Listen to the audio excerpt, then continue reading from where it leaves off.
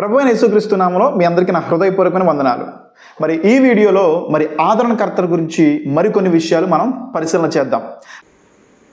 యేసు వారు ప్రవక్త ముహమ్మద్ సల్లల్లాహు అలైహి వసల్లం వారి గురించి ఇచ్చిన సాక్ష్యం మనం బైబిల్లో పరిశీలిస్తే యోహాను సువార్త 16వ అధ్యాయం 7 నుండి 14 వాక్యాలు. అయితే నేను మీతో సత్యము చెప్పుచున్నాను, నేను వెళ్ళిపోవడం వలన మీకు ప్రయోజనకరము. నేను వెళ్ళని ఎడల ఆ ఆదరణకర్త మీ వద్దకు రాడు. నేను వెళ్ళిన ఎడల ఆయనను మీ వద్దకు పంపుదును. ఆయన వచ్చి పాపమును గూర్చియు నీతిని గూర్చియు తీర్పును గూర్చియు లోకమును ఒప్పుకొనజేయును. బ్రదర్ ఇమ్రాన్ అలీ సోదరుడు చెప్పిన మాట ప్రకారము మనం గమనించినట్టయితే ఆదరణకర్త చేసే పని కూడా ఉంది కదా. ఒకవేళ మన సహోదరులు ఇస్లాం సహోదరులు పొరపాటుగా అర్థం చేసుకుంటుంది ఏంటంటే ఆదరణకర్త మహమ్మద్ గారు అంటున్నారు కదా, ఆదరణకర్త యొక్క పనులేంటో కూడా గమనించాలి కదా.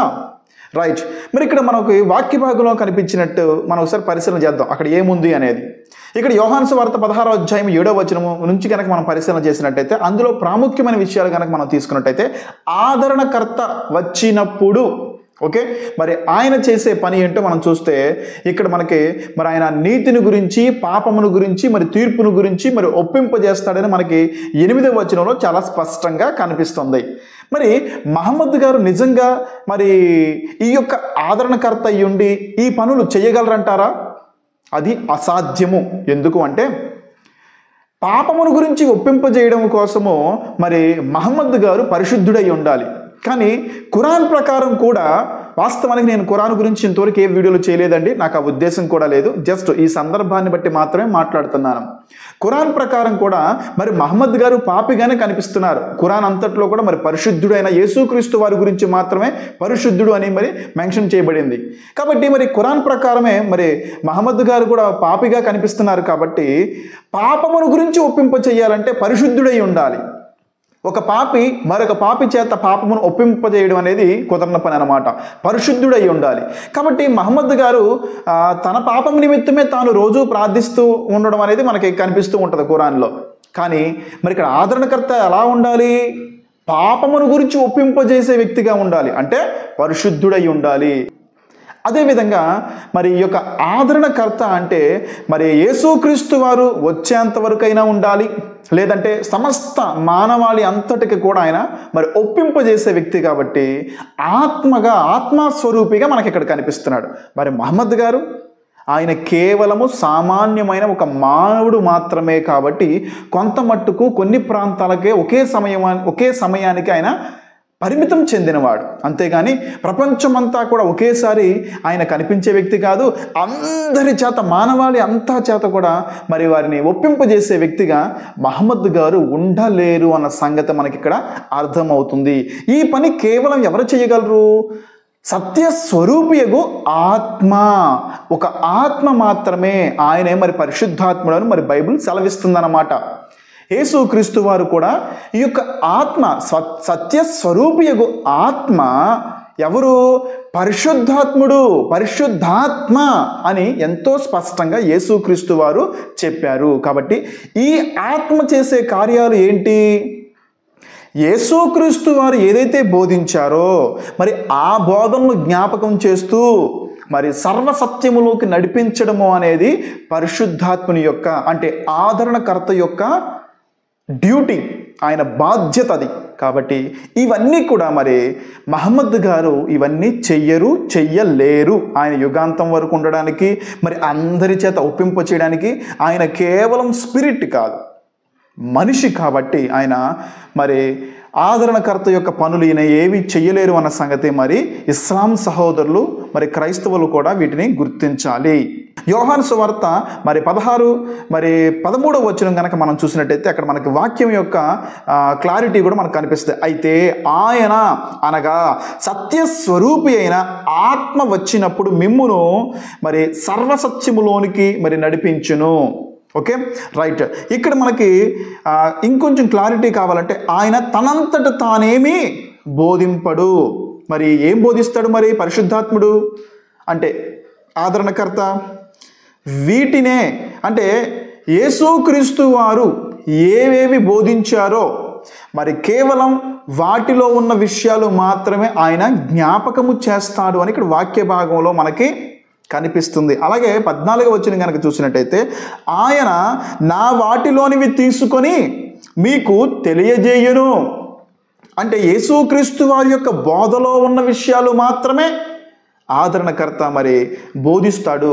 మరి ఎక్కడైనా మహమ్మద్ గారు యేసుక్రీస్తు వారి గురించే బోధించడం మీరు చూసారా?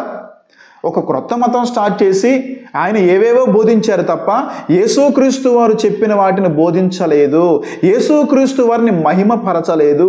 యేసుక్రీస్తు వారు చెప్పినట్టుగా మరి ఆయన పాపమును గురించి, నీతిని గురించి మరి ఆయన మరి ఒప్పింప చేయలేదు. కాబట్టి యేసుక్రీస్తు వారు చెప్పిన ఆదరణకర్త మహమ్మద్ గారు అవ్వడం అనేది అసాధ్యము. Okay, right. మరి యేసుక్రీస్తు వారు చెప్పింది చెప్పినట్టు చేసే మరి ఆ ఆదరణకర్త ఎవరో కూడా యేసుక్రీస్తు వారే చాలా స్పష్టంగా తెలియజేశారు. ఒకసారి మనం ఆ రిఫరెన్స్ చూస్తాం. యోహాను సువార్త 26వ వచనంలో ఒకసారి గమనిద్దాం.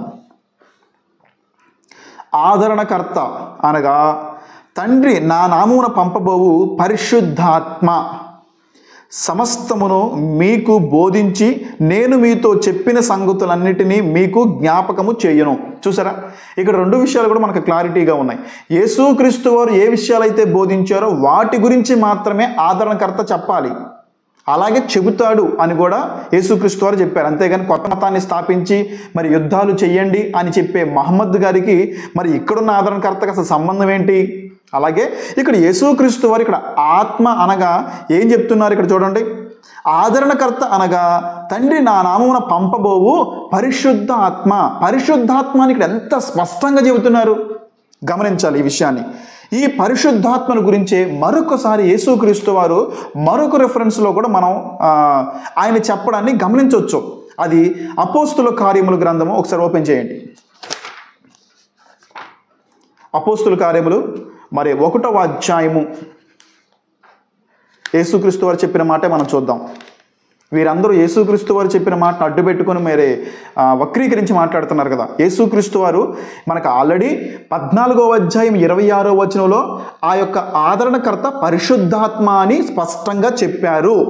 అదేవిధంగా అపోస్తుల కార్యములు 1వ అధ్యాయం 8వ వచనంలో కూడా చెప్పారు. చూడండి, అయినను పరిశుద్ధాత్మ మీ మీదికి వచ్చినప్పుడు మీరు శక్తి నొందెదరు గనుక మీరు యెరూషలేములోను యూదయ సమరయ దేశముల ఎందంతటను భూదిగంతముల వరకును నాకు సాక్షులయ్యుందురని వారితో చెప్పాను. చూసారండి, ఇక్కడ ఎంతో స్పష్టంగా యేసుక్రీస్తు వారు ఏ ఆదరణకర్త గురించి అయితే మాట్లాడుతున్నారో ఆ ఆదరణకర్త మరి పరిశుద్ధాత్మ అని కూడా యేసుక్రీస్తు వారే చెబుతున్నారు. అక్కడే ఉన్నాయి రెఫరెన్స్లు. కానీ చాలామంది ఇస్లాంలో కొంతమంది మాత్రమే, అందరూ కాదు, మరి వక్రీకరించి మాట్లాడడం అనేది చాలా హాస్యాస్పదం. దయచేసి ఇస్లాం సహోదరులారా, మీరు ఏదైతే ధర్మాన్ని నమ్ముతున్నారో ఆ ధర్మాన్ని ప్రకటించుకోండి, తప్పు లేదు. కానీ బైబిల్ను వక్రీకరించి మీరు అపార్థం చేసుకొని అమాయకమైన ఇస్లాం సహోదరులను మోసగించడం అనేది మీ అల్లా ఒప్పుకుంటాడంటారా? గమనించండి, మీ అల్లా కూడా ఇటువంటి వక్రీకరణ అనేది మీ అల్లా కూడా ఒప్పుకోవడం నేను అనుకుంటున్నాను. మీ ఇష్టం. కానీ సృష్టికర్త అయిన దేవుడైతే ఒప్పుకోడు. ఇటువంటి వక్రీకరణ అనేది మంచిది కాదు. యేసు వారే స్పష్టంగా చెప్పారు. ఆ పరిశుద్ధాత్ముడు అంటే ఆదరణకర్తే పరిశుద్ధాత్మ అని ఆయన చెప్పాడు. అదేవిధంగా మరి ఆ ప్రవచన నెరవేర్పు కూడా జరిగిపోయింది. పరిశుద్ధాత్ముడు ఈ భూమి మీదకి రావడం అనేది చాలా స్పష్టంగా కనిపిస్తుంది. ఒకసారి ఈ ప్రవచన నెరవేర్పు కూడా మనం గమనిద్దామండి. పరిశుద్ధాత్ముడు భూమి మీదకి వచ్చాడంటే అవును, వచ్చేసాడు. చూడండి, ఎప్పుడు 570 సంవత్సరాల తర్వాత వచ్చిన మహమ్మద్ గారు గురించి వీళ్ళు మాట్లాడుతున్నారు కాదు.